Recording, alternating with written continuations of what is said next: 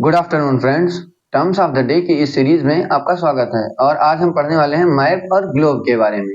ये सारी चीजें क्या होती हैं और इनका क्या यूज होता है। ठीक है, तो चलिए फिर स्टार्ट करते हैं। ठीक, मैप कागज का एक टुकड़ा होता है, यानी पेपर की एक शीट होती है जिसपे कुछ मानक यानी स्टैंडर्ड रिप्रेजेंट किए जाते हैं, दर्शाए जाते हैं। ठीक है, ठीक। और ये तीन टाइप का होता है। कितनी टाइप का? तीन। नंबर वन पॉलिटिकल मैप यानी राजनीतिक मानचित्र, नंबर टू फिजिकल मैप यानी भौतिक मानचित्र, और तीसरा थीमेटिकल मैप।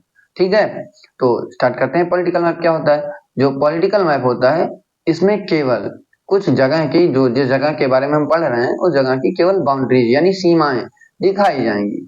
ठीक है, अगर एक ऐसा मैप जिसपे केवल और केवल बाउंड्रीज दिखाई जाती है कंट्रीज की, तो उसको हम बोलते हैं पॉलिटिकल मैप यानी राजनीतिक मानचित्र। ठीक, और उसके बाद जो दूसरा मैप आता है फिजिकल मैप यानी भौतिक मानचित्र, यानी एक ऐसा मैप जिसमें हम केवल और केवल नेचुरल चीजों को, ठीक है, प्राकृतिक चीजों को दिखाते हैं, दर्शाते हैं, उसको हम बोलते हैं फिजिकल मैप, भौतिक मानचित्र।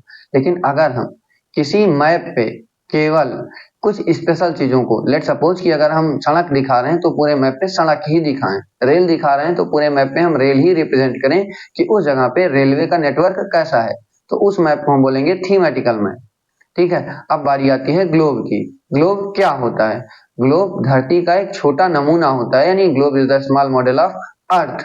ठीक है, और इसका यूज किया जाता है कि हमारी धरती पे, हमारी अर्थ पे कौन कौन सी चीजें रियल टाइम में, वास्तव में कहाँ पे रिप्रेजेंटेड हैं। अगर हम मैप पे देखते हैं तो उतना समझ में हमको नहीं आता। ठीक है, अब से कोई पूछे कि ग्लोब क्या होता है, तो globe is the small model of earth. ठीक है, और अब आप लोगों का होमवर्क है कि आप ये बताएंगे कि मैप की जो फॉर्मेशन की, बनाने की प्रक्रिया यानी प्रोसेस होती है, इसको हम क्या बोलते हैं। ठीक है, कमेंट सेक्शन में बताइए। Thank you.